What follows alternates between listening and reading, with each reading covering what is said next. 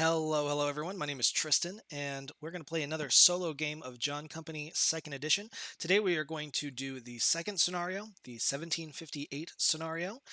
This is basically allows for the tools to deregulate the company. So there's a point in which we might be able to pass a vote on deregulating, which allows for private firms to come into play. Cole has stated that this is basically the short version of the campaign game. So the long 1710 scenario, which plays up to 8 rounds. This is kind of the shortened version of that. It kind of throws you in a little bit of a fast forward so that you don't have to play full 8 rounds, but you can still play with messing with the deregulation, getting into the firm game, and all that fun stuff. I did have a previous recording of the 1710 scenario playthrough with the Crown AI that some folks seem to enjoy. I did get some good feedback from Ricky Royal, who created the solo game.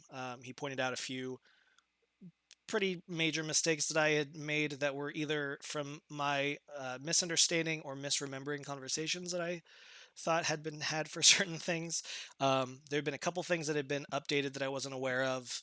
And then there was just some things that I had either glossed over in the handbook or that were maybe arranged in a weird way or were not actually written in the handbook. So I did some things out of order. But this time around, I feel confident that I will not make such large mistakes. Ideally, I won't make any mistakes. Um, and anything that I do make, I'll be able to quickly correct. But I'm gonna take my time a little bit more going through all of the steps to make sure that I give the most accurate playthrough that I can. And I made sure that I ate some food before I did this so that my brain's not going to start to rot away if we hit the 2 hour mark, which hopefully it won't necessarily take that long, but I guess we'll see. So for those of you who have not played the solo version, you can find everything that you need in the bottom left corner of the TTS mod. It's going to have the Crown Handbook, which again, I am going to put this into my hands so that it is readily available for me to flip to whenever I need to, and I'll throw it on the screen for you all to see.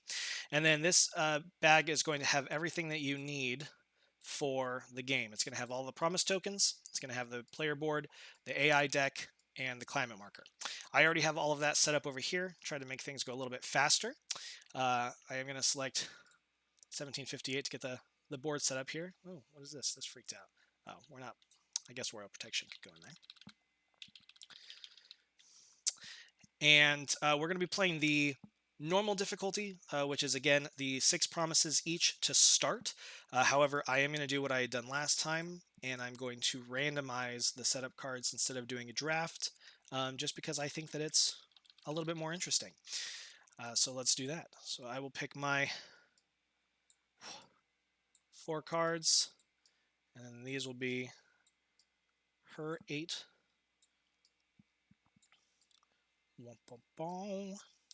And then for those who have not played the solo game, just as kind of a reiteration, you're going to set it up the same as you would for any other game, but she is going to have 2-player pieces worth, so you're kind of getting a 3-player game, even though you're interacting with a singular opponent. And then let's see what I got. Ooh, this is pretty good, I think. Okay, cool. So I'm going to get $5 to start. I'm going to get 2 shares. And I am the chairman. It is not super often that I am the chairman when I'm playing against the crown. So that card is done. This is President of Bengal. This card is done. This is President. I have all of the presidents. This is pretty great. In the Army of Bengal. And I'm going to get a workshop to start. This could be a pretty good start. And then I have 2 shipyards, and I am the governor. So this is actually a pretty great start. The only downside is I am very clearly not the prime minister, and I'm going to need to be the prime minister if I want to get deregulation to happen, because the crown is not ever going to ships in the west and south is never going to propose deregulation, which is what you need if you want to play with firms. but we might not play with firms. Who knows? We shall see. So let's see what the crown is going to be doing. So we know that she is going to get so many monies. So this is 12, 13, 14, 15, 16, 17, 18, 19, 20, 21. That's so many. That's a very big gap. Okay, and then let's see. So she is going to get 2 shares in the company. So we're about even, which is all right. And then she is Prime Minister, blackmail card, and an unfitted shipyard.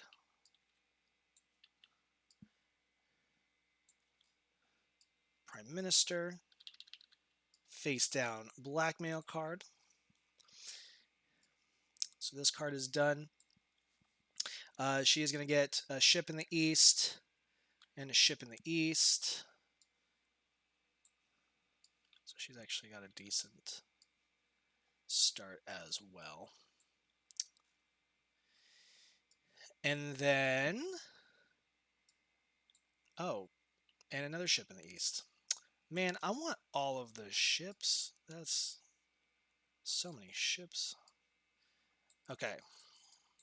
So yeah, so let's make sure that we got that right. So she has an unfitted ship. She has a ship in the east, ship in the east, ship in the east. We are good there. She also starts with 3 trophies, which is just an immediate power boost. So she has 3 power, plus 2 being the prime minister, plus a potential 1 or 2 on this blackmail card to start. So she's way ahead of me there. So that could be troublesome. And then we basically get to just fill in the gaps otherwise. Interesting. So that's the only army guy that is going to be placed. And then everybody else, she will be commander. Oop, commander. Sorry, not officers, writers. I realize I don't have any writers. That could be troublesome. Bay and shipping and director of trade, which is still in charge of hiring some things, but luckily chairman is mostly in charge. So I might be able to negate some BS with her hiring, though. I do still have to play by the nepotism rule. So let's make sure that we're good here with this setup. She's the commander, writer, all of the money, all of the trophies, all of the shipyards. We're good. We're good to start. I am excited. This is only like the 3rd time maybe at all that I've played the 1758 scenario. I played it 4 players, and then I actually did a 2-player game with the crown with a friend, and then this is the only time I've ever done it solo. So that's cool. Let's get our prestige deck set up. I don't know why I shuffled each of those piles separately, but here we are. And then anybody that watched the stream last time knows that this consequence company failure really ruined my day. So we're going to set this here. It is predetermined. I would have won the game had this card not undone all of my hard work. It was funny and also tragic, and I cried in the shower after. Any hoozles. So let's get everybody their cards. So I am Bengal, and I am Madras, and I'm the captain, which means I get the cool chairman marker. Not that I really need that to keep track of things. And then she's going to be everything else. This is actually a pretty decent split, other than the treasury being massive.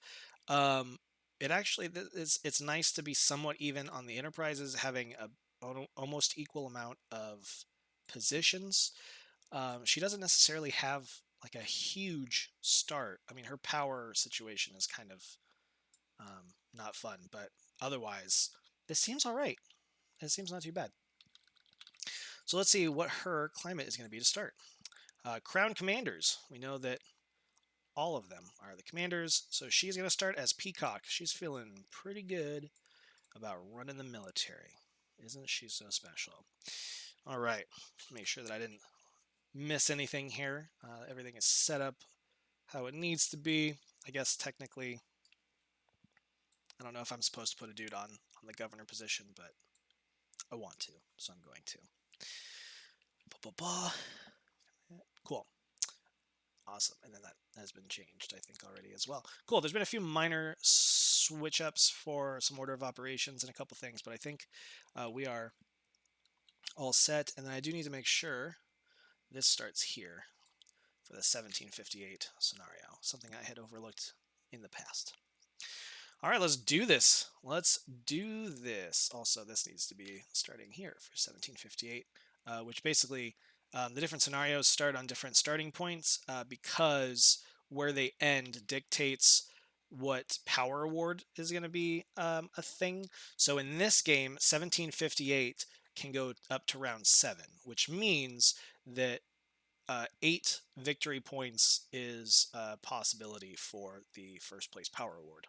And in the solo game, first place is all that is awarded. So in this scenario, I absolutely want to win the power award, unless I've just got a crazy lead for some reason. But I don't feel confident that that's going to be a thing. But anyway, we will skip London season, and we will go straight into the family actions. And I'm the chairman, so I actually get to go first, which is cool. And I think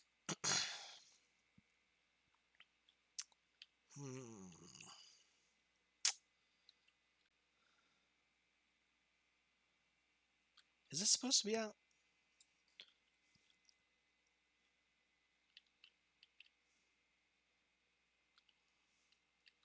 I feel like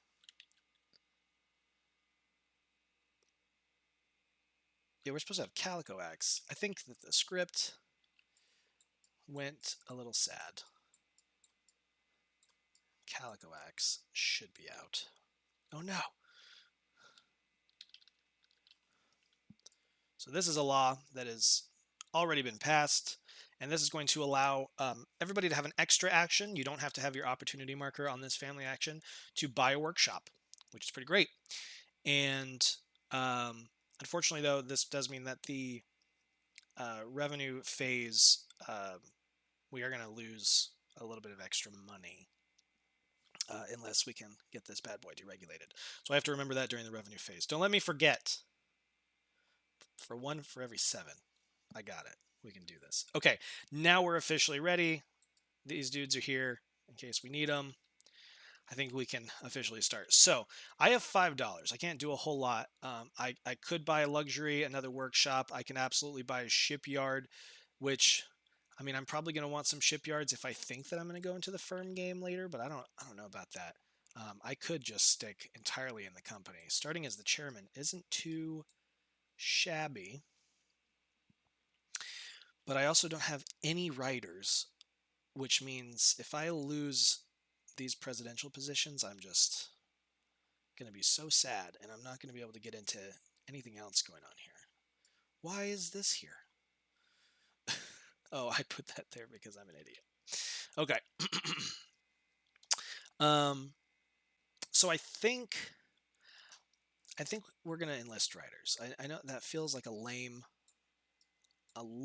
thing to do, but it's so necessary. And I'm going to throw down in Bengal. So that's what we're going to do. And then we've got the Crown, who is Peacock. So she is going to want to buy a workshop as her first action, and she's going to want to buy a luxury as her second action. But as you can see on the bottom right there, the way that the extra actions work, which we have because of Calico Axe, is that they're going to attempt to take the extra action linked to the most recently passed law unless they've already taken their extra action.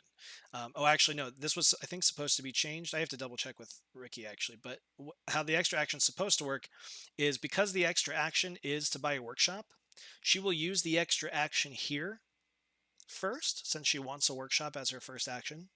That will basically be action 0. And then her first action would be to buy a luxury and then to put in an officer. But yeah, I believe that had been how that was supposed to be stated. I have to double check. I'm going to play it that way, which I know is going to, she could afford 2 workshops, but I'm going to do it that way because I remember that conversation. And I hope that I'm not wrong, and I will be told otherwise. So anyway, she's going to buy buy a workshop, which is $5. And then that's her like 0 action. And then her first action is buying a luxury, which is $4. And that's going to give her 2 victory points. And then her third action is going to be to get an officer.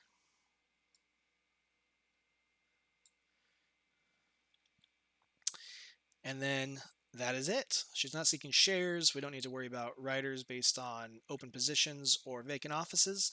And so that is the family actions. We're going to skip the firm phase and the hiring phase because we don't got firms and we don't got positions to hire. So we're going to go straight to the chairman phase, which is me. If you are the chairman, if the player is the chairman, you are always going to lose a promise to the crown. So that's kind of a thing that you have to consider if you're going to hold on to this position. Is at the start of this phase, there you go, crown. You're going to get a promise from me, and then I'm going to be able to seek debt as normal, where I can seek up to 3 without anybody's approval. And actually, in this case, I am the majority, so I don't actually need to ask her for any permission to do more debt, which is kind of nice. But if I needed to, you can see that there's a specific amount of promises that I would have to pay to convince her to let me move the debt marker again. And in this current state with Peacock, it's 6, which I couldn't even do if I wanted. But it's a little madness. And then I have a way of getting some promises from the crown if I allocate an X amount of cash into any of her offices. So in this case with Peacock, if I will put $5 into a crown office, then she'll thank me with a promise, which is kind of cool. Right. And I forgot that we start already with some debt, which is good because it means that it takes nothing to get into. I just realized that the deregulation card hasn't been pulled aside. It's over here. We're gonna hold it here next to her because she's the prime minister. I'm losing my mind. I'm sorry.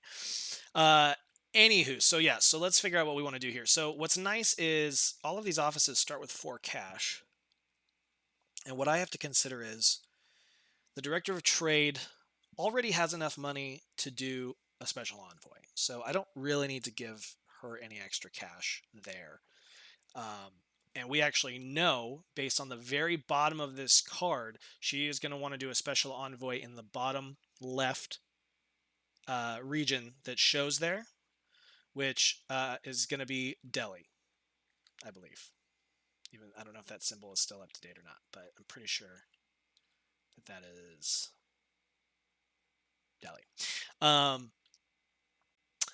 Which I don't think that we necessarily want to go up to Delhi, though it would be nice to have this opened up to get another 5 spot, because otherwise we've got 4 ships here at the moment. We can only come down to this 2, but we could go up to there. I might actually let that go.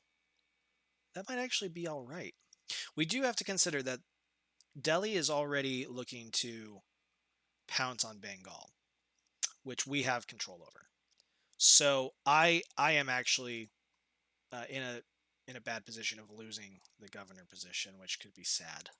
So we want to get the Bengal army up to snuff, which we've only got 1 regiment and my little dude here. But I don't know. We can figure that out, I think.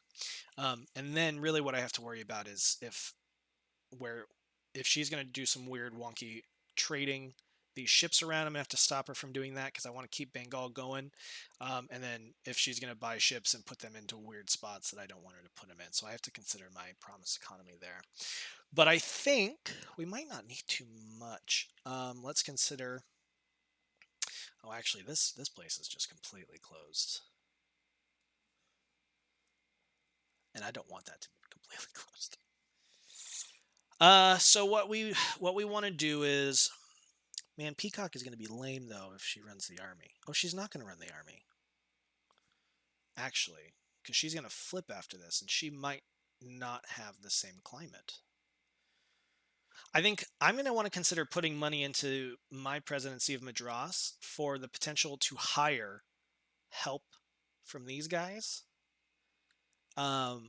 so that we can potentially do a deploy action actually in Madras to open up these 2 orders at least, and then take ownership of the company, which would be pretty good.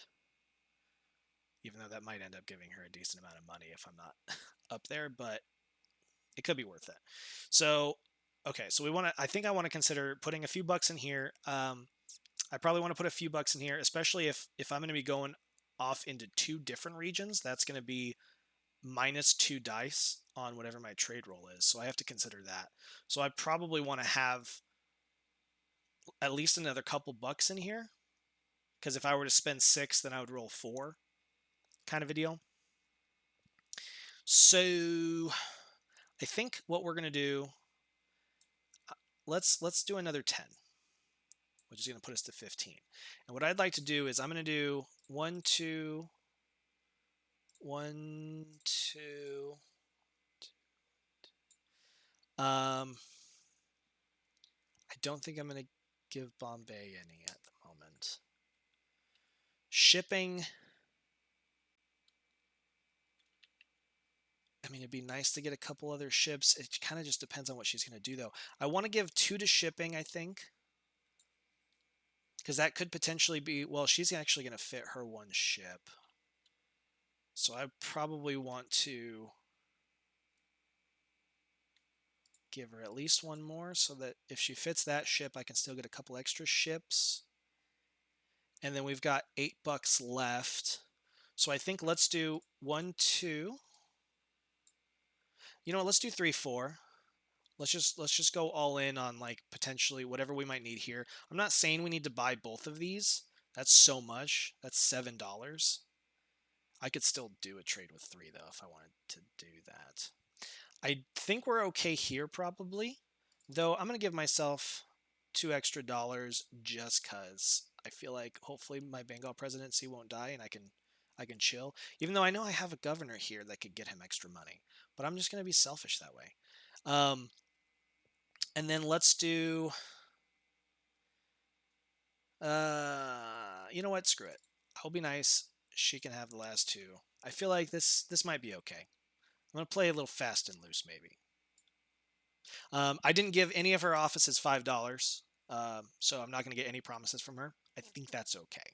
I think that we will survive. We're going to go to the Director of Trade. She is going to take an action using exactly $3 of available funds to open up the northernmost closed order in the first priority region. The first priority region is Delhi. She wants to open this one, but I can convince her to open this one. A part of me is wondering if I try to convince her to open this, but I feel like I'm going to put all my eggs in one basket, and we're going to see if we can't get the Madras army to just clear this up. But it does suck that she is going into the right region, but she is just picking the wrong token. So I'm going to have to spend a promise to convince her to shift to this one. Which is fine. If it ends up working, this will be awesome.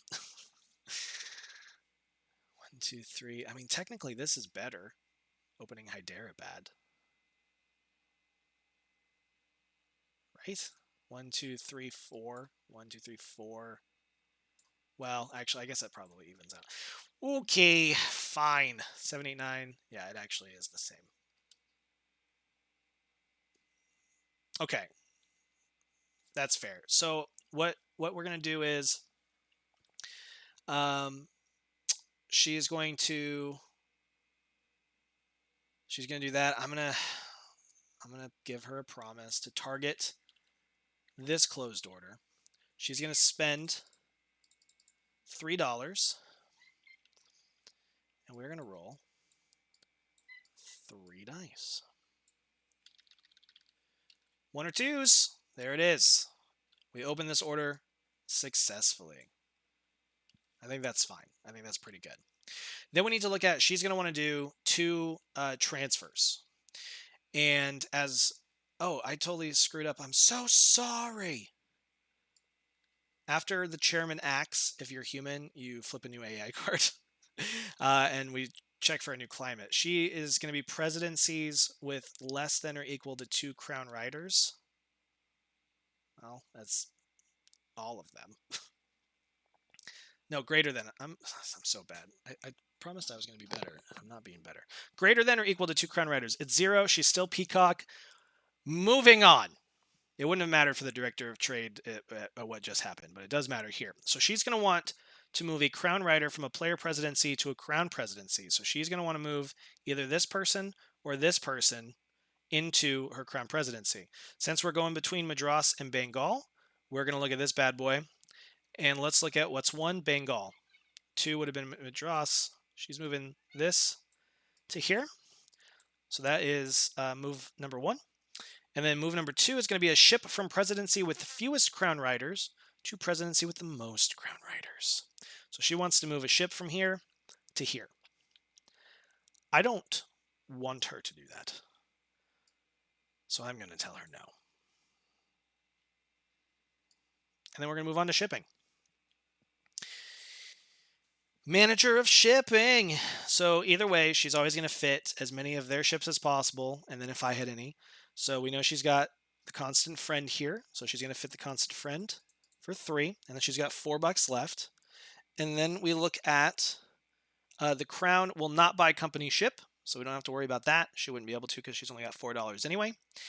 And then she is going to throw the rest of her money into extra ships, which is going to be 2 extra ships because they're $2 each.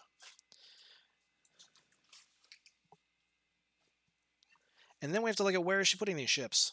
In China, if possible, otherwise in the presidency's sea zone with the highest number of crown riders. So she wants to just throw all of these here, which is awesome.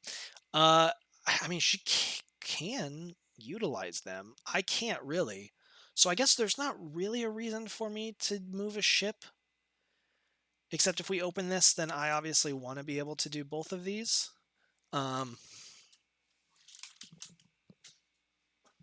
Do I really want to throw a token down already?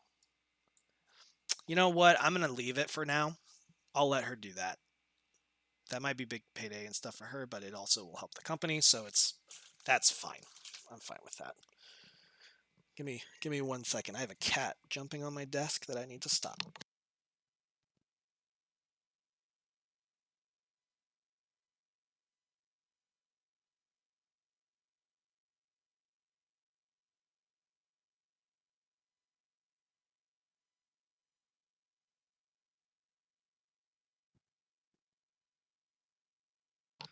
All right, I'm back. Okay, so that's it for shipping then. We're just going to let that go. Military affairs. I'm actually curious how this is going to play out. So if the crown is military, the crown will attempt to perform 2 officer transfers. We know that she's going to move from presidency where a player is a commander to a presidency where the crown is commander. Great. She's the commander in all 3. So we'll skip the transfers. And now she needs to assign officers. There's one, her officer wants to go to a presidency that creates a crown majority, which, I mean, it's all of them. It's crown majority and all of them. So I guess we'll just do tiebreaker, which we know is Bengal. And putting this here, it's still a crown majority. And actually, this is great because we want more pieces in Bengal in case this elephant decides to attack us. Because right now, the capital... So this is a 2-strength empire. And we have to consider there's basically plus 0, 1, 2, and 3 crisis events. So you always want to plan for the worst, which would be a 5 total strength. So we might actually need to buy probably help from these folks just in case for the defense, because we don't want to lose the Bengal governorship already. Though as a governor, I can actually throw a couple regiments in here. That'll add to the company expenses, but that might be a good call. Any hoozles, is that all we need to do? Yes, we do. So that's awesome. So now we're going to move on to the presidency of Bombay. The presidency gets to choose the order of operations between when they trade, when the commanders act, and when the governors act. And the crown is always going to do the same order of governors going first, then the commanders, and then they'll trade. And then if we want to switch that around for any reason, we can spend a token to do so. I'm going to let her do it. So commander's going to go first. The Army of Bombay. As a Peacock commander, if the Crown's army strength is 2+, they will attempt to purchase the most expensive, affordable local alliance. Well, we know this is a strength of 1, so they're not going to purchase anything. And then they would try to do a deploy action, and the Crown wants to be able to roll 2 dice in the non-company controlled region. It doesn't matter where they go to roll. They only have 1 piece that they can exhaust, so they're not going to do the deploy action. So we're going to move on, and we're going to see if the Crown is going to trade. The Crown wants to be able to roll 6 dice, and she has 6 dice. So she is going to roll all 6, but she's only going to stay within the Bombay region, which means this extra ship that she had isn't going to be useful. And if we end up clearing up Madras, I'll regret not having it moved here because I could have got another order in. But I think that's fine. Because if she were to trade into this region, because she could, or even this one here, she would lose a die. And she's only got 6 money, which means she would roll 5. And she wants to roll 6. I can spend a promise to increase or decrease the required number of dice. So if I wanted to, I could spend 1 promise to say that her minimum is 5, at which point she would spend all 6 and actually roll into these, which is another $3. It is another $3. I don't know if I want to get rid of a promise for the extra $3 to the company, though. And also, I have to consider that would be, I mean, she's playing 2 of her riders, plus it'd be 4, so she's going to get $6 off of a successful trade here. It's so much money for her. I'm going to be selfish and hopefully not regret it. And I'm not going to spend it. And she can just do what she's going to do. All right. So she's going to roll 6 dice, and we are going to stay within Bombay. We've got several. Oh, I switched up, but we got it. It's all good. So we're going to get 7, 8, 9, 10. And she is going to get $3 for the 3 successful orders plus these 2. So that's $5. Good for you. Now it's my turn. So now we do need to consider the Army of Madras. So we know that she, as Peacock, this isn't very strong. This only has 1 regiment here. So she is not going to attempt to purchase the most expensive local alliance.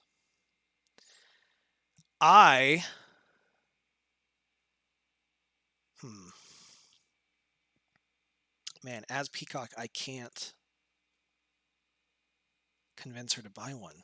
That actually sucks. Because you can see, if the Crown's army strength is 2+, they'll attempt to purchase the most expensive, affordable local alliance, but it's not 2+, so she won't. And then right below it, I could spend promises to have them purchase an additional local alliance of my choice, but that's not an option for the Peacock. So unfortunately, we're SOL on that, which is a bummer. I was really hoping that the climate was going to change to someone who was more flexible, or like the Bear, I believe, is typically pretty pro-military. But unfortunately, that's going to be the end of the Madras presidency. We can't do anything here, which means I don't have an open port, which means I can't trade. That sucks. Moving on to Bengal. Let's take a look and see. So she is going to purchase, or she is going to want to purchase the most expensive, affordable local alliance, which is going to be either one of these. They're £4.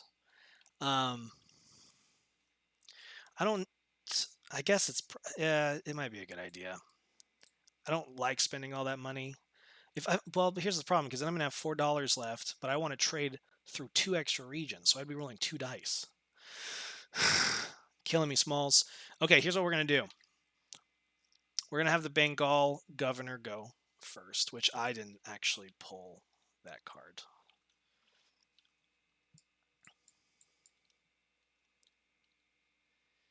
And the Bengal governor is going to get 4 dice.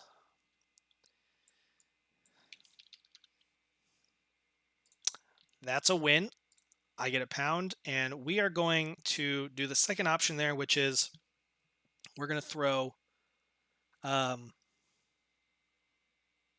we're gonna throw another regiment out. I would prefer to spend. Yeah, I think that's better. I think that's better. And then let's roll again.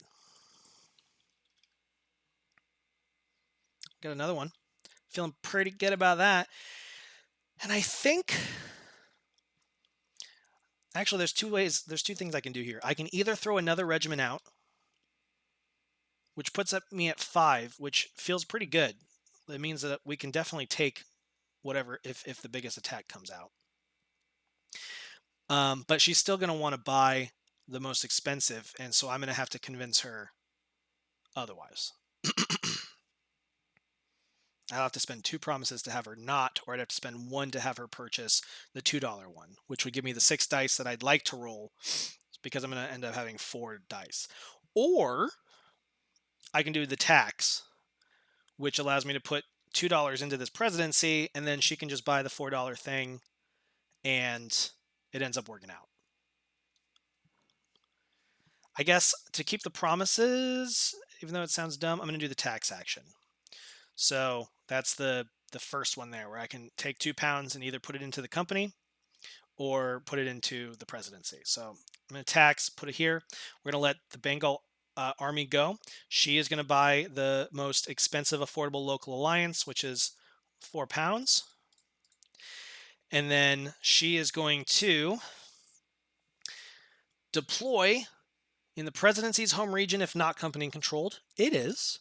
Then any region not company controlled and adjacent to company controlled regions associated with this presidency, and then company controlled regions associated with this presidency with closed orders. So basically, she's either going to want to deploy here or here because it's adjacent to this. And she could deploy here. There's no closed orders, but we could go for taking this down. Or she can deploy here, which would open up these closed orders, but it's also going to be going against a strength of 2, which we can totally take, actually. So let's see. So any regions not company controlled and adjacent to company controlled regions associated with this presidency. Well, I mean, that means these two. So we got to figure out between these two which one she's going for. And with that, we're going to have to use the bottom of the card. So this is going to be totally on the card to decide if we're going for Maratha or Delhi. We look at the bottom of the card, and we can see going left to right, the first cards that come up,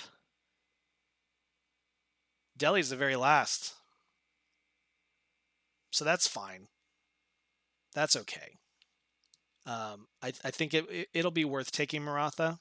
I don't think that's a big deal. It would have been nice to squash this, though that would have made its own issue, because then the elephant would have immediately been in this region and wanted to retaliate against the company for taking it. But I think this is fine. So what we're going to do, this is a tower level of 2. I guess we're going to deploy. So the crown as peacock wants to roll a minimum of 2 dice for non-company controlled regions. It's a little sketchy. So she's going to need to exhaust a total of 4 basically, to be able to roll 2 dice, because this is a strength of 2.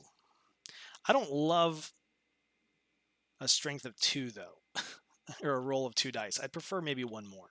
So I think I actually am going to pay a promise to increase the required number of dice by 1 value. I know that this was being set up to protect against Bengal, but now we're taking on Maratha, and I've just decided to change my mind, I guess.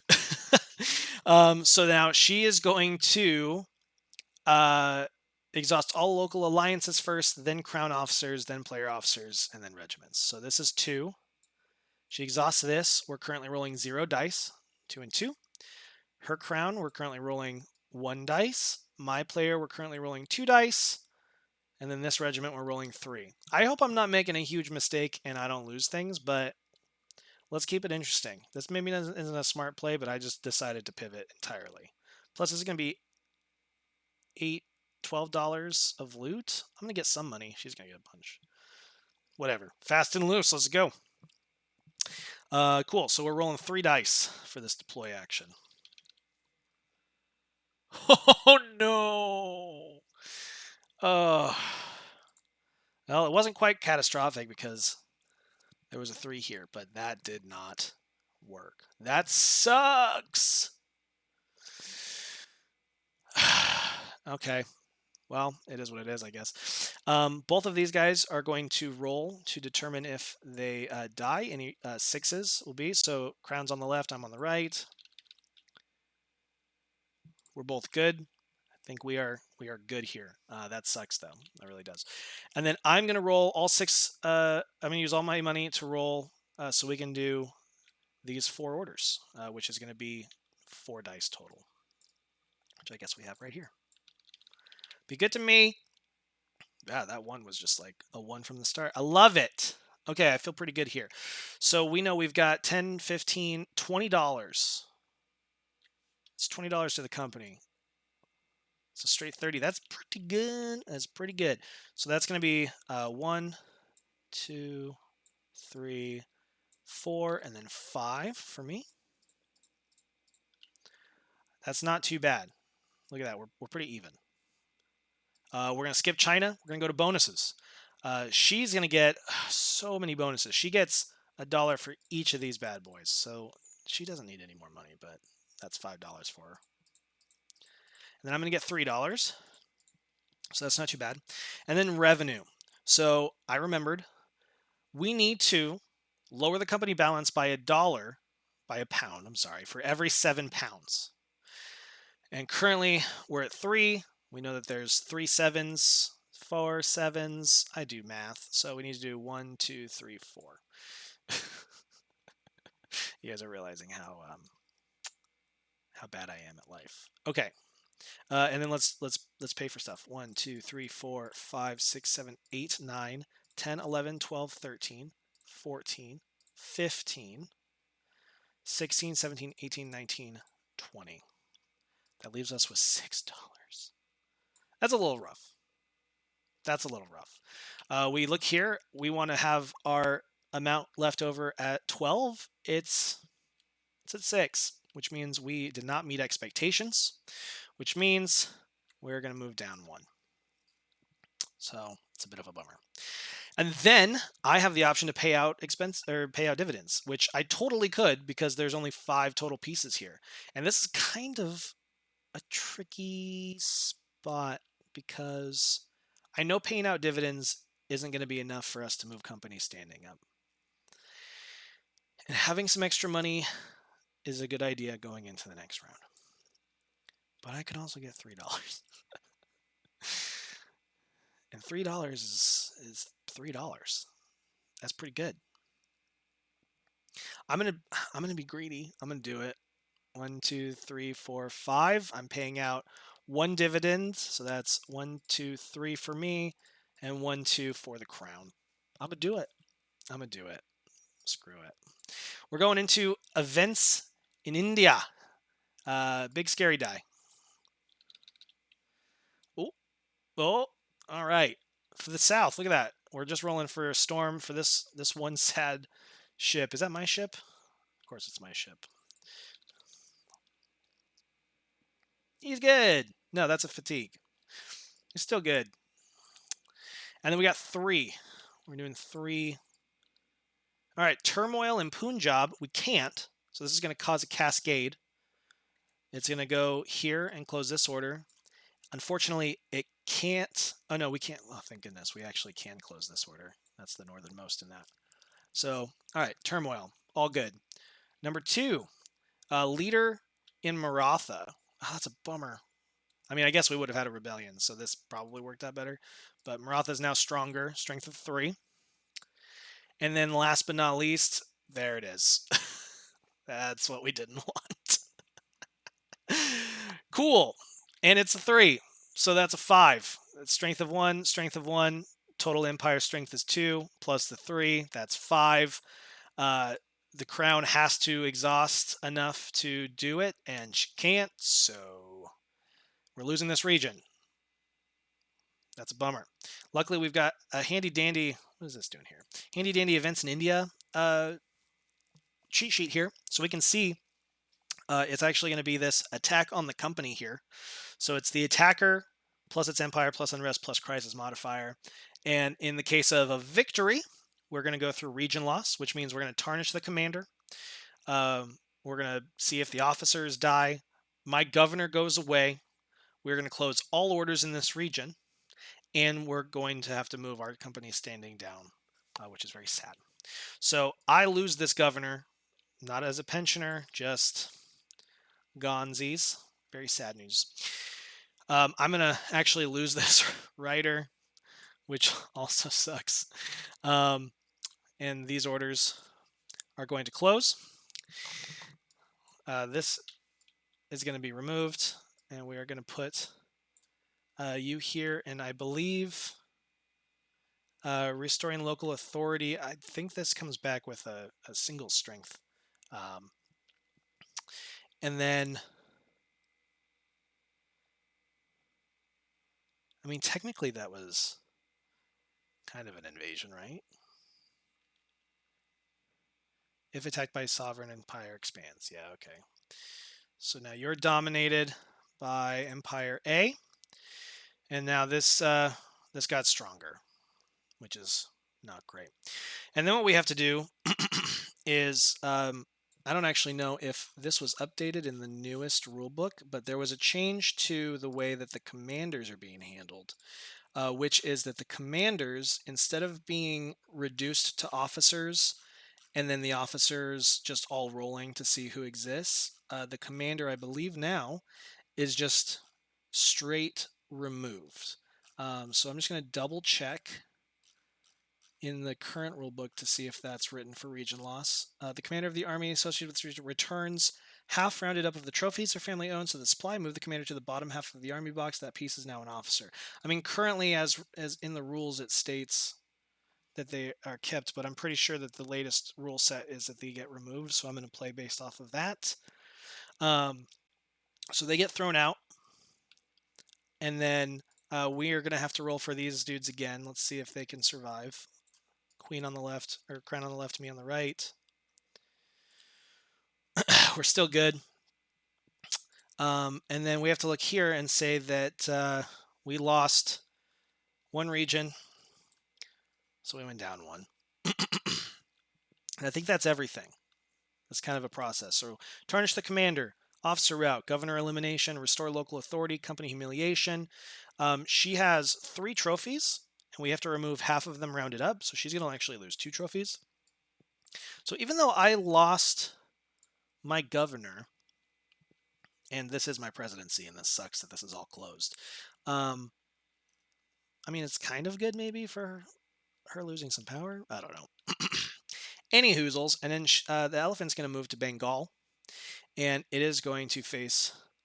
Well, there's only one option in this situation, but it's going to go for Maratha, which is a strength of 3, but this is now a strength of 3 as well. So this could be an interesting fight if it ends up doing that, but we will have to wait until next round.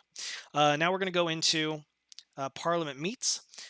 In this case, since I am not the Prime Minister, the Crown is going to go through the deck, take a look at cards, propose the law, and then before we vote, we're going to do the climate shift, which I had screwed up last time, and I'm not going to screw up this time.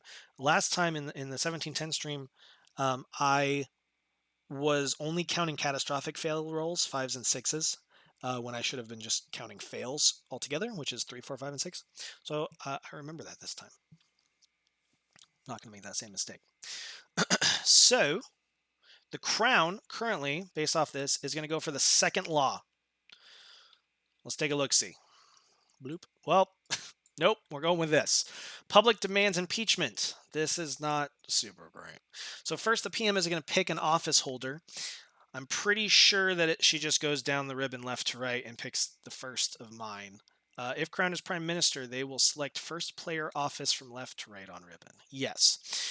So yeah, she is the prime minister, so she's for this, and she is going to pick an office holder, which is going to be. Oh, actually, it's the chairman. I forgot I'm the chairman. I'm not used to it. So she's picking the chairman to impeach. So that's cool. So if this law passes, I am going to lose my office, basically. I'm not going to have a chance to retire that dude. Uh, we're just going to have to move on. If failed, though, the company standing falls a space, and our company standing's already pretty sketchy at the moment. That would be bad. I don't want this game to end after two rounds. But here's the problem. So with deregulation, which currently we can absolutely run deregulation, and the way that deregulation works is the prime minister can call a special parliament meeting basically before we like start the next round basically, and depending on how many spaces with company standing and company debt are on the striped spots will determine how much for base this the voting is for. At the moment, both our company standing and our company debt are on striped spaces, which means this inherently is just +6 for deregulation, which is already pretty great. The crown is inherently against deregulation, and we know based on what she's got currently, 1, 2, 3, 4, 5, 6 votes. So she would just automatically put this to 0.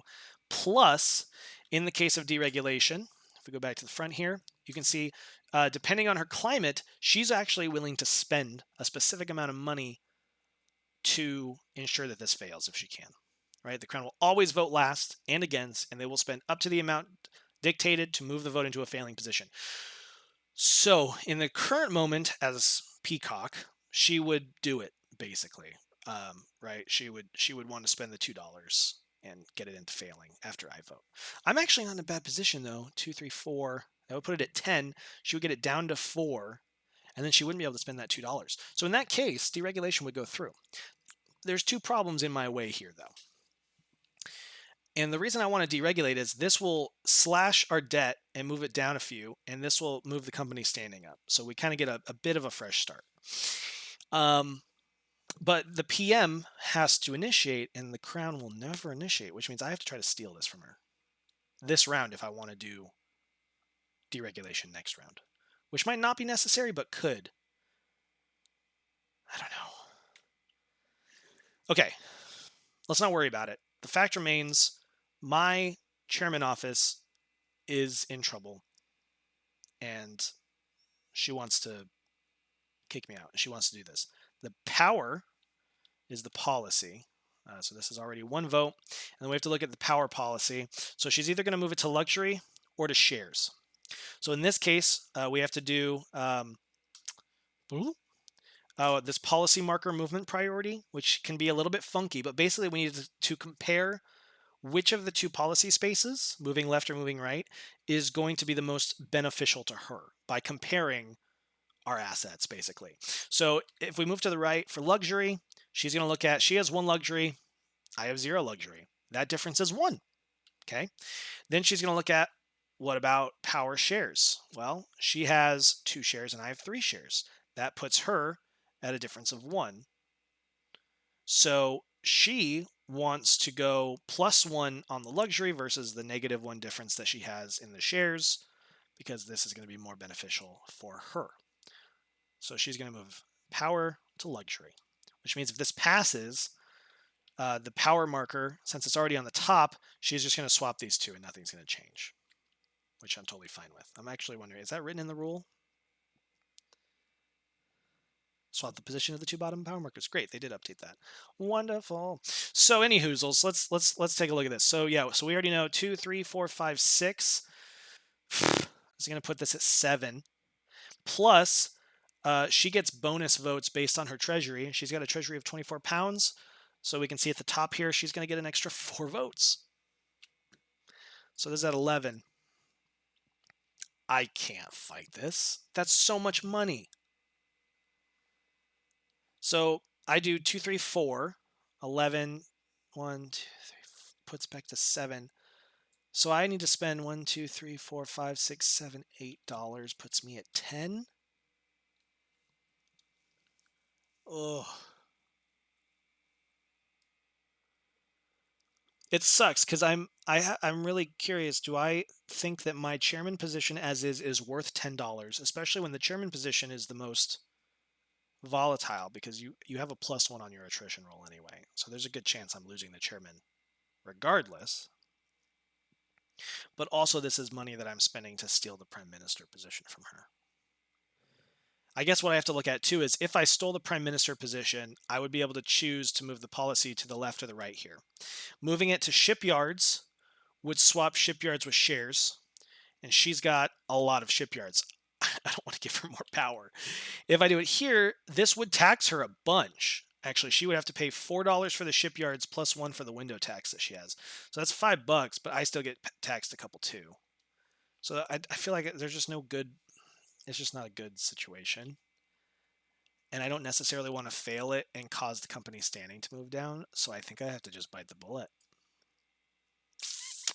which sucks. But I'm going to just concede that that's passing. So the public demands impeachment. I am losing chairman. And the power is swapping. This doesn't really need to be done, but that's done. And she's going to get a point for having a passed law. Good for you. And then we do upkeep and refresh. There's nothing to upkeep because we don't have any prizes. And let's just clean up some of these spots on the board. I lost my one writer. I spent my family action on that. That's so frustrating. These family ships are going. These guys are going up, up, up. You go back home. I think we're good here. Moving to London season, going into the second round here. London season it is. Let us roll. So I've got 2 positions. She's got 4 positions.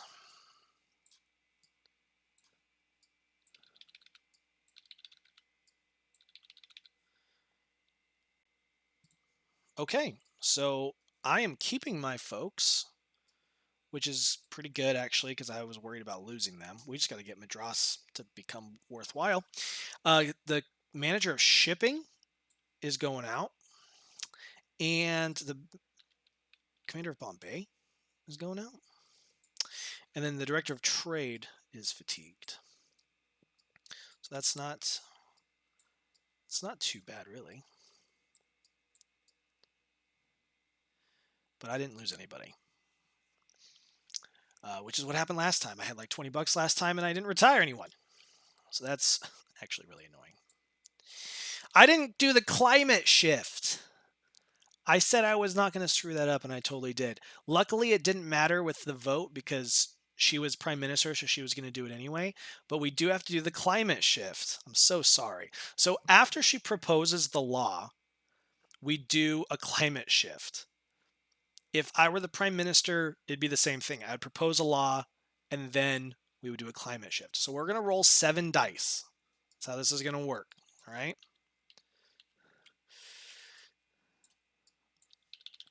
And we're going to separate the successes from the fails, which is that. And then what happens is if the number of successes is greater or equal to company standing, we got 1. Company standing is 0, 1, 2. We're at 3. So it is very much not greater than or equal to.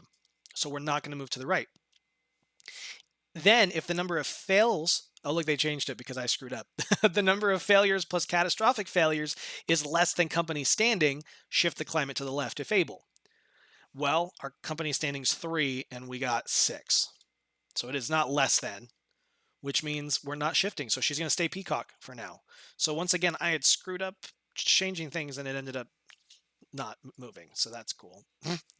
So now let's look at her retirements. So she's got 2 retirements. She's going to look at what's half of her current treasury, which is going to be $12, which means she's going to retire to this bad boy here. Oh, no, not both of you, which is going to give her 4 points.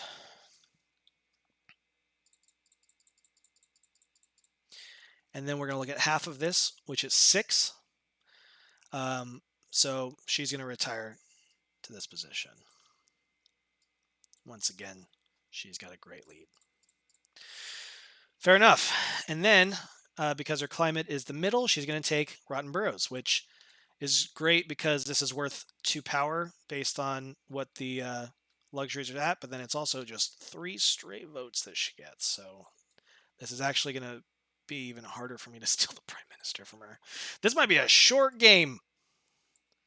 This might not work. In my favor, at least. Though it's still possible to win a short game. I just have to be better at life.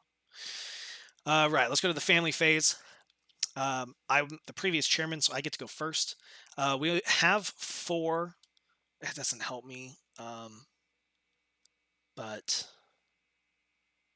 I still get 2 writers if I stay here, and I feel like I need to. I feel like I need to do writers. I could go with seeking shares, but I don't want to.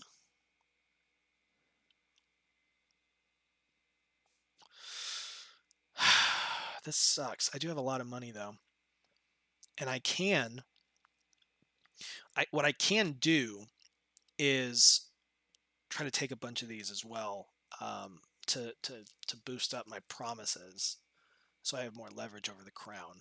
That was something that was pointed out to me last time, as I was asked why I didn't just spend all of my money to get more promises. But in my mind, I wanted to keep that money so I could get a fat retirement later, which ended up never happening, and I ended up just spending a ton of money on luxuries.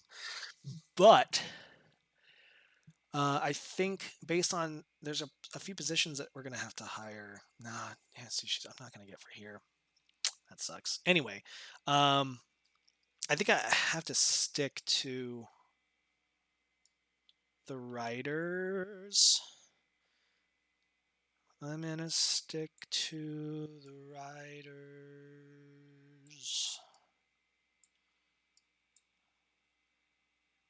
Yeah. All right. So now we have to do a couple things here for her action. So one is if there are 4 or more vacant offices, the Crown is going to enlist a writer as a free action. There are 4 or more positions. So she is going to enlist a writer as a free action.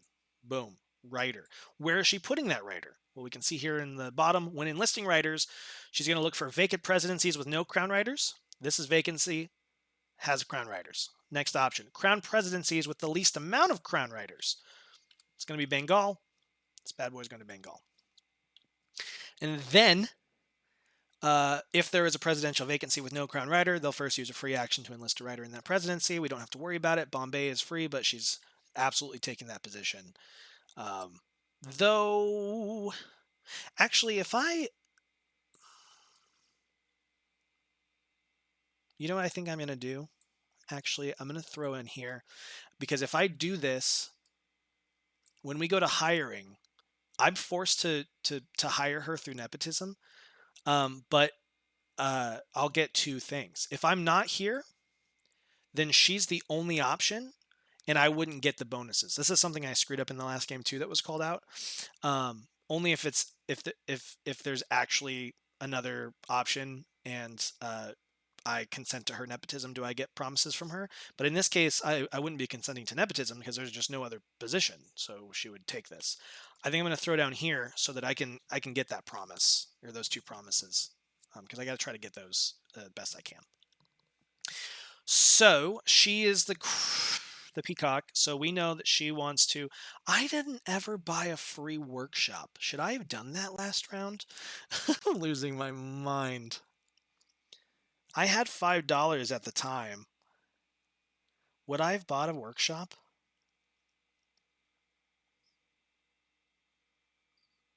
That would have been all my money. I'm going to say that I wouldn't have, even though it's something easy to remedy. I'm gonna say I wouldn't have.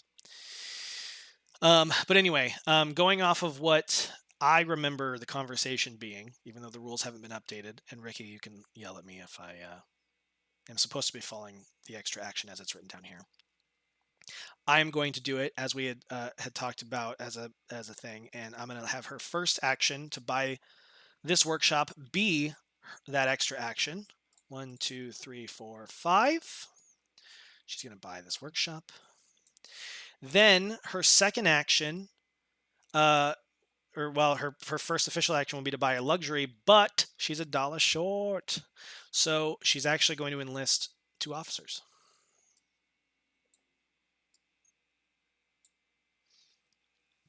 So that's cool. And that's family phase. Skipping firms, going to hiring. We do need to determine who is going to be the next chairman, and we've got a split here. So for the chairman election, if the Crown has a majority of shares, they're just going to elect themselves. I am, at the moment, if the Crown has a majority or an equality and his former chairman, a player may bribe the Crown. That's not the case. A player with majority or an equality and his former chairman votes to elect the Crown as chairman. Under deregulation, this becomes +6. So basically, I can take chairman and we just move on with our day. If I, because we're even and I was previous chairman, elect her as chairman, I will get 3 promises.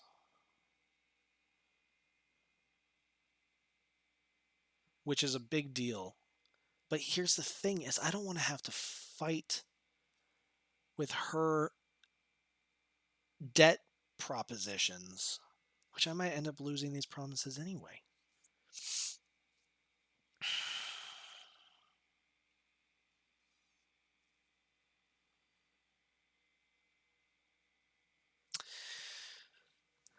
I want to be chairman. I want to be chairman. Yeah, I'm going to stay as chairman. I feel like I'm a better chairman. Let's stick with that. She got to be chairman all last game, and I got to fight that fight, and I just don't want to. Manager of shipping. Consider writers. So this is a case in which, when I am hiring, all right, I can do consent for nepotism, and I get I get a thing. I get a promise. See, I almost screwed this up again. It's when the Crown is hiring, I have to consent, and she gives me 2. When I'm hiring, I get 1. That's still something, though. So for manager of shipping, all of these writers are available.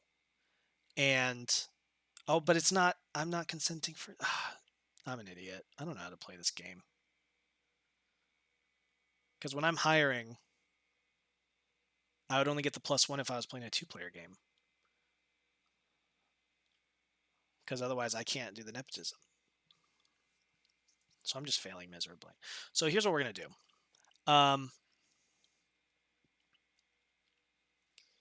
I'm going to, I guess it doesn't matter. You're going to be shipping.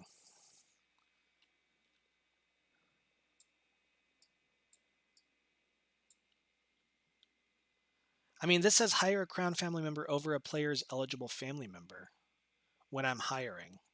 And it doesn't say 2-player only. So I believe, if I remember a conversation in the Discord, I actually do get a promise here. I'll let Ricky yell at me, but I think that's the rule. I thought this was going to be a smooth game, and I was going to be a winner and not have any weird issues, and I've had nothing but weird issues. All right, President of Bombay, Director of Trade, which is the Crown, is going to hire. Consider writers and governors associated with this presidency. Well, the President of Bombay is this. She has, bloop, so many. She has 2 or more promises, which means I need to give consent for nepotism to the Crown when required, which is now. This is actually, so I'm not dumb. I put this here and I'm reaping the benefits. This is working out. So yes, I consent. Go for it. Put yourself as President of Bombay. I will take 2 promises for consenting to that nepotism. Go team. And then last but not least is the Governor of Bengal, which I get to choose. But there's no Governor of Bengal because we lost that position. So this doesn't exist. Guys, I swear I'm good at this game. Okay, we're done. So we're going to the chairman phase. I lose a promise, as stated at the top here. You must always start this office by giving the crown a promise, if I have one. And then we're going to seek some debt. We're in bad shape in some of these spots. This needs to be remedied. We have to fix this. This is bad. This is bad. So I need the Bengal army to deploy here so we can open these at least. This is still open, which is great. And actually, if we could do a special envoy in Hyderabad, that might be pretty good. If this invasion happens, do invasions? I don't think invasions clear everything. No, it doesn't. Okay. I wanted to see if Maratha got successfully invaded by this Delhi Empire, if it would close all the orders, but it does not. Okay. Director of Trade. Probably want to give a couple bucks to do a special envoy, and we can choose whatever. We need Madras. I think is good. I don't need to give Madras any more money. We just have to put it in a position where it can actually do a deploy here.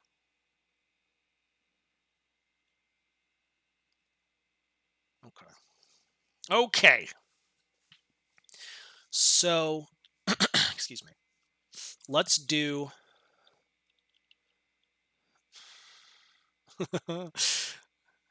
If I do 2 debt to put us at 11,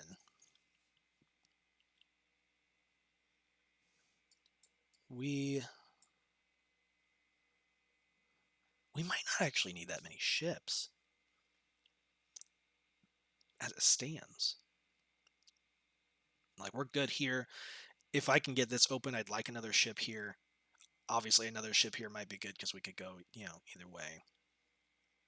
This is a 6, yeah. Well, let's do this. 1, 2 to Director of Trade. Bombay and Bengal. I'd like to do 1, 2, 3, 4. I'd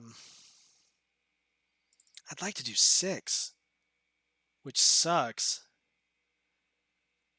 I might have to take this last debt. This might...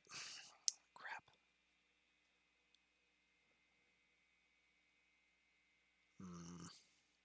Well, I also have to... Yeah, because these guys have to do a deploy here.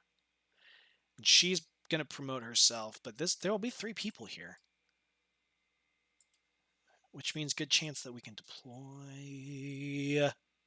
I don't want to just say screw Bombay. I'm doing it. I'm sorry. I got to do all 3 debts, which puts us at 8. 1, 2, 3, 4, 5 puts us back to 3.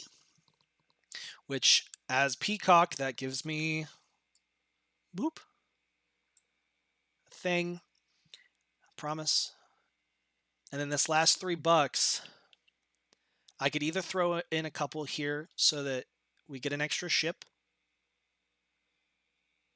We don't have a governor here to tax to throw more money into this presidency. So I can throw... Because Bombay is just chilling, I think. Bombay is just going to do its thing.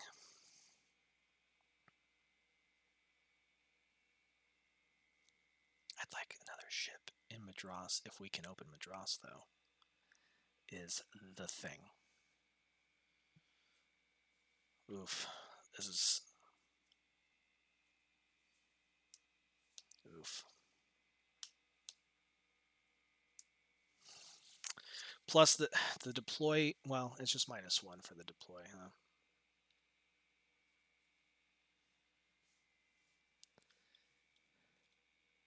At least I believe so, right? You don't... Just gonna double check I'm not losing my mind. That deploy...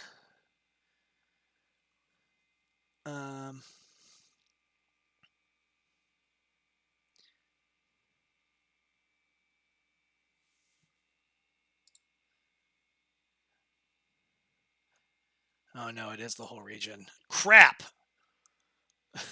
So a deploy action in Bengal is going to be 3. Man, is it really, like, are we really just like, Bengal's gone? I can't accept that. I can't accept that. I'm giving myself these last 3 bucks. Yeah, I don't know, man. This is gonna be rough. New climate. Company debt is currently at 8. So 5 plus. Peacock. We're just rolling Peacock this whole game. It's not super exciting, but it is what it is. So we're going to do Director of Trade. We know that she's going to spend $3 to open up. She wants to open up, far left on the bottom there is Bombay. She wants to open up this order. I don't want that. That's not very helpful to me. So this is where, crap. Man, that sucks.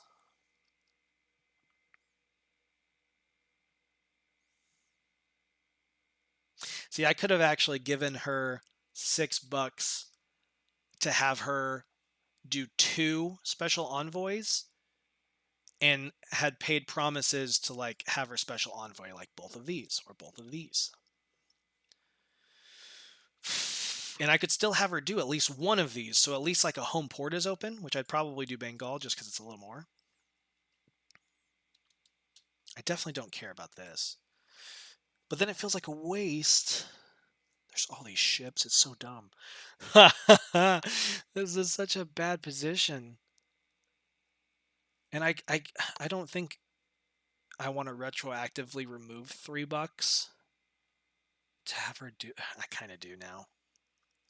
Nobody's watching. I'm playing this alone solo, so nobody will know if I do it.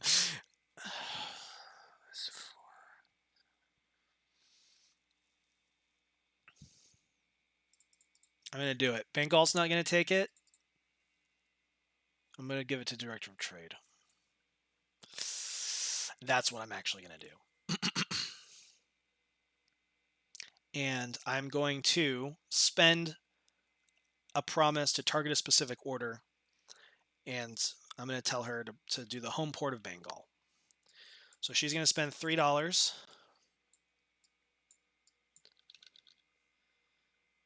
She's going to be very unkind to me.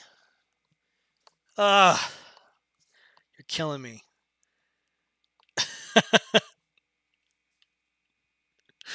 I'm gonna, man, for reals. You know what? I'm doing it again for Bengal. Okay, we get 1. I feel a little bit better. Oh, that sucks though. I don't feel confident about this. We're gonna figure it out. We'll figure it out. So that empties her treasury. And then she's going to do 2 transfers. And as the crown, she wants to move a crown rider from a player presidency to a crown presidency. These are both of my presidencies. We look at this. It is doing first as pointing to Madras. So she's going to take to Madras. And then we look at a ship from a presidency with the fewest crown riders to a presidency with the most crown riders. She wants to take this one. And she wants to go to the presidency with the most crown riders, in which case it would be a tiebreaker again. First is Madras, which is not what we want to do. And then second is Bombay. So she wants to move this ship over to Bombay. And like, I don't blame her.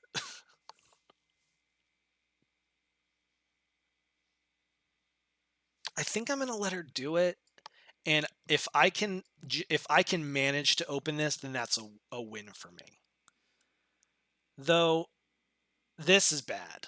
Like, we've got 4 ships here and we're just doing 1 order. Like, I kind of feel like I still need to open this. This is a bad position. And I didn't give her any money for shipping, so we're not doing anything with ships.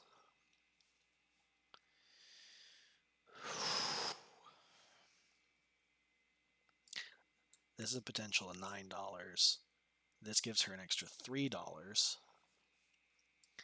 I mean, this would be more if I can open it. This is obviously significantly more if we can open it. I'm just going to continue to play fast, loose, and suboptimally, and we're going to move on to manager of shipping, who is not going to do anything because there is nothing for us to do. There's no ships to fit. She doesn't have any money. There's no extra money to place ships. So we're going straight to military affairs. Peacock military affairs. wants to do a couple transfers. She wants to move presidency where a player is commander to a presidency where crown is commander. She's still the commander everywhere as far as it matters, so we're not doing any transfers.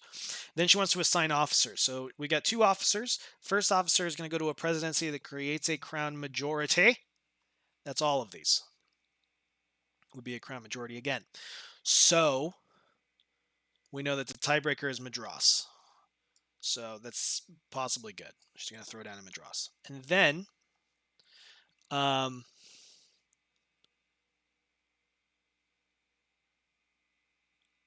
right. It's starting at the top. And then a presidency that creates a crown majority again would be, I mean, they're all a crown majority, right? Is she just going to throw in Madras again based off the tiebreaker? Ricky, hoping you watch this later. Because we assign all of the officers one at a time and independently of each other according to the following priority, starting at the top of each assignment each time. So a presidency that creates a crown majority the first time was tiebreaker to Madras. This time, these are all going to be crown majorities, and we would go to the tiebreaker again, which is Madras. I'm fine with that because I want pieces here to try to get this going. But based on the ruling, that's what I'm seeing. I could spend a promise to assign a presidency how I see fit.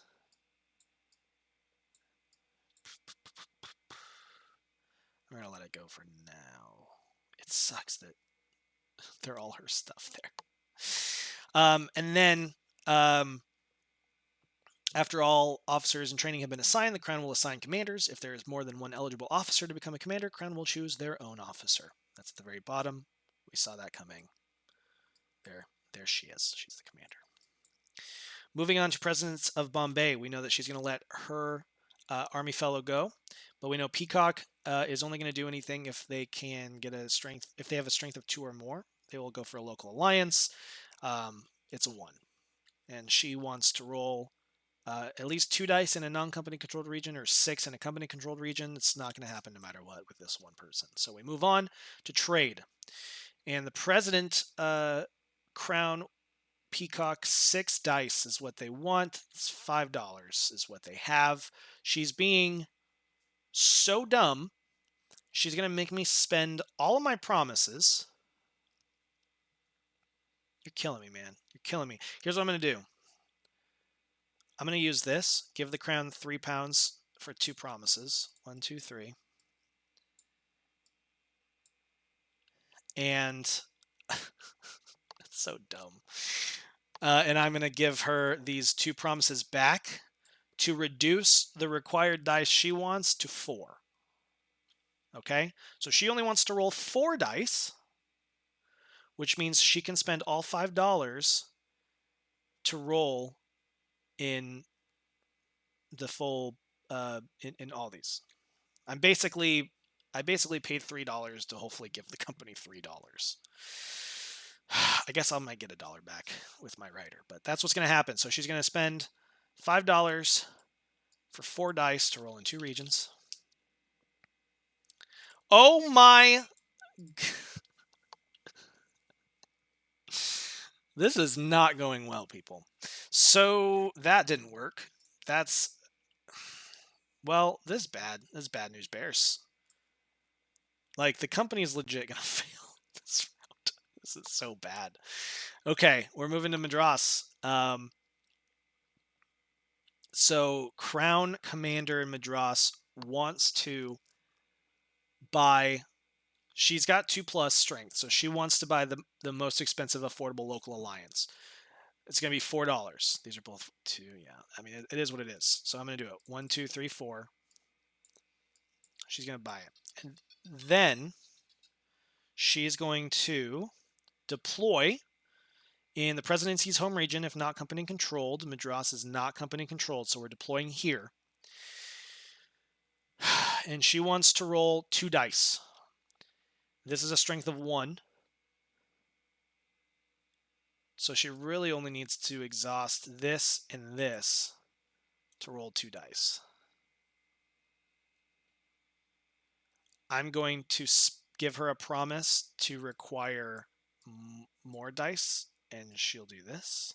So now this is 4 to 1. It's going to be 3 dice. I'm going to leave it at that. Let's roll 3 dice. These dice have been garbage. Let's get new dice.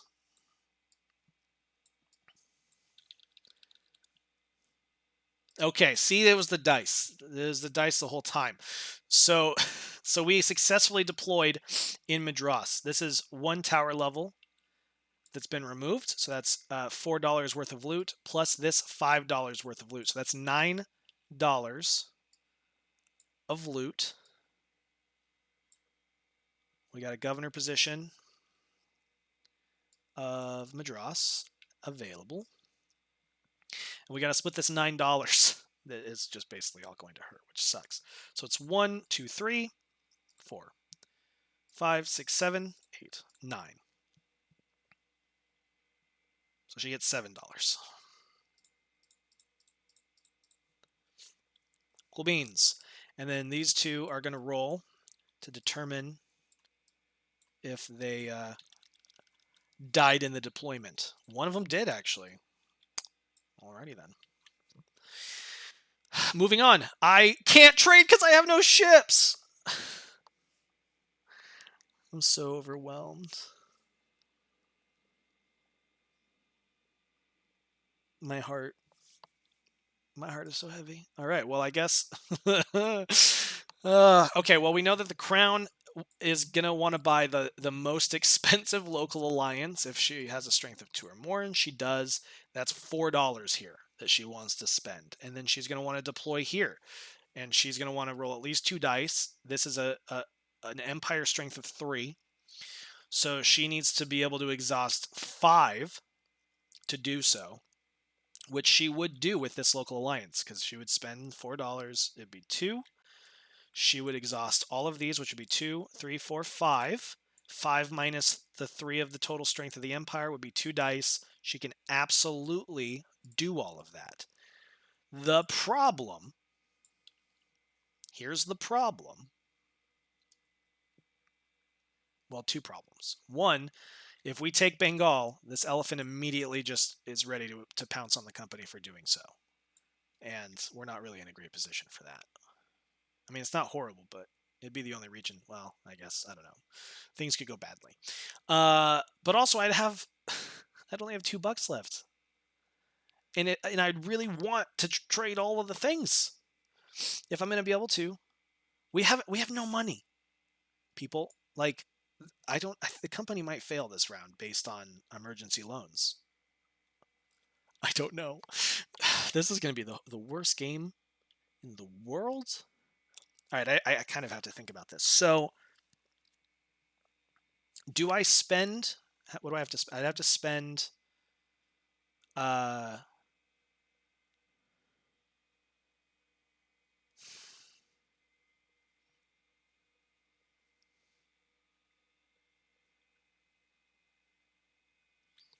could spend 1 promise to make her do the $2 one.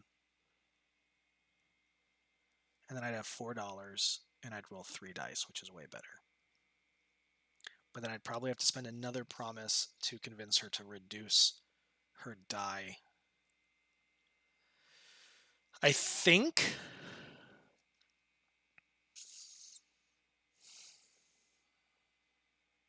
that's what I have to do. I can always buy more promises from her if I really have to, I guess. So here's what I'm going to do. I'm going to spend a promise. No. Yeah, I'm going to spend a promise to have her purchase a less expensive local alliance to start.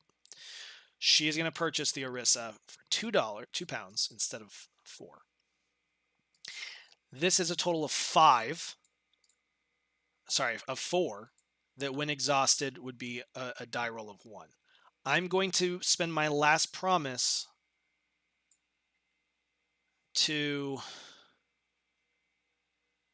That's not how that works. I'd be spending my last promise to have her roll 1 die. That's so sketchy. I hate everything about this. You know what I'm doing? I'm taking my promise back. I will let her buy I hate it. I guess either way, I hate it. I'm going to let her just do it. It's fine. She's taken it. She's taken the full amount. Uh,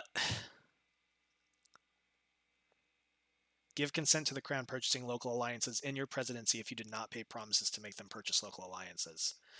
I think that I actually was supposed to have a promise last time for that. And since nobody's looking, let me verify. This was in Madras, and I let her do this. Yeah, nobody was looking. I'm correcting that. We're gonna do it. So she's gonna exhaust all these. So this is 2, 3, 4, 5. 5 dice minus 1, 2, 3 because we are deploying in Bengal and we're going against the entire region. So she's gonna roll the minimum 2 dice.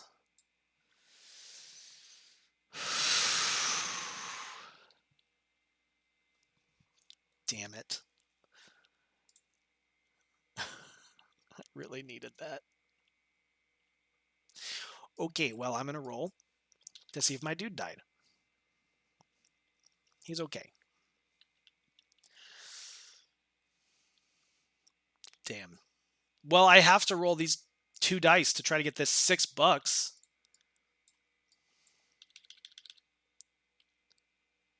Dude, okay. Like, I'm over it. I'm over it. I'm so over it.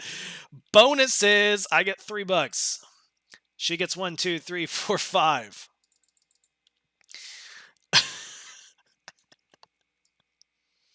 I'm so upset. Revenue. We don't have to do anything with Calico Axe because we don't have any money. And we needed to spend 1, 2, 3, 4, 5, 6, 7, 9, 10, 11, 12, 13. Ugh. Well, we have to take more than 3 emergency loans to do this. And if you take more than 3, well, 3 plus basically, this is going to move down 2. And then we look at our company standing, which is 0. So we're not meeting expectations. Or our company balance was 0. We weren't meeting expectations. So the company fails and the game is over. Just like that. Spoiler alert, I lost so hard. I feel bad we didn't even get to do any deregulation or firms or anything. Oh, that sucks. All right, well, let's take a look. Let's do the power award. We ended the game in round 4. So it's going to be 5 victory points. I currently, the shipyards and the workshops are worth nothing. And that's all I got, baby. She's got these 2, which are going to be worth 4 total. 5, 6, 7, 8, 9. Surprise, surprise. She wins the power award, gives her 5 more points. So lame. We're going to score shares and workshops. So each of these is going to be minus. So I'm doing great, guys. Minus 2 points, minus 2 points, because we each had 2 shares. And then I'm going to get a victory point for having a workshop. She's going to get 2 victory points for having 2 workshops. And then there's no final retirement, and there's no company. No, there is a company failure because the company failed. Shareholders blameless. Treat the value of company. I had this last time. This deck is rigged. All these cards are the same. Look, they all say shareholders blameless. You saw it. It's there. Okay, well, I guess she gets 2 extra points and I get 2 extra points, so I'm at least not negative. So there we have it. 1 VP to 15 VP. That's so bad. So what sucks is, I mean, it really was just bad luck. Like, not even being able to trade here was really bad. Even if I had been able, had kept this ship here for the extra 5, that would have been useful. But like, I didn't have a guarantee of this opening. This really screwed us. And the fact that I had 2 special envoy actions and a deploy action to try to open these 2, and that failed, means that it was just written in the stars to fail miserably.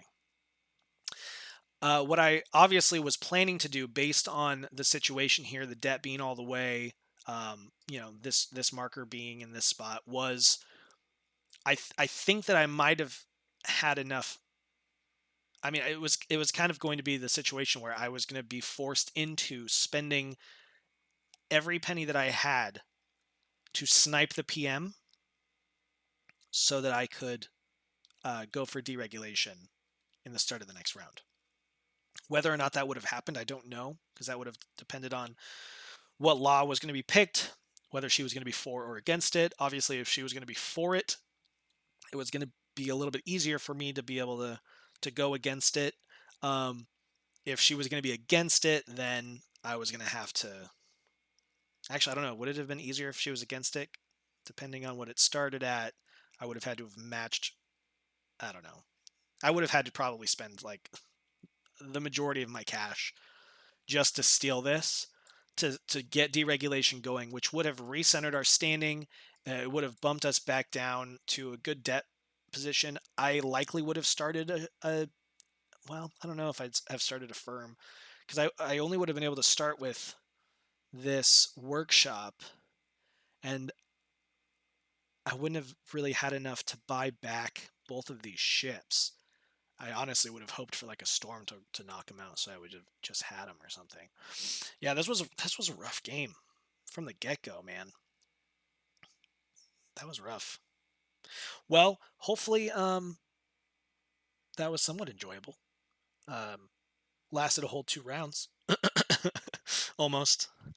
Um, Man, that's rough. That was a rough game.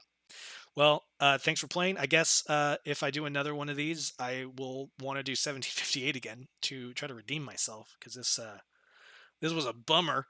And then if I can successfully complete one of those games, and by that I mean not crash and burn in the second round, then I'll do an 1813 as well. And then maybe if I have the balls, I'll do a full 1710 campaign. I'm just afraid that that's going to be like 4 or 5 hours of me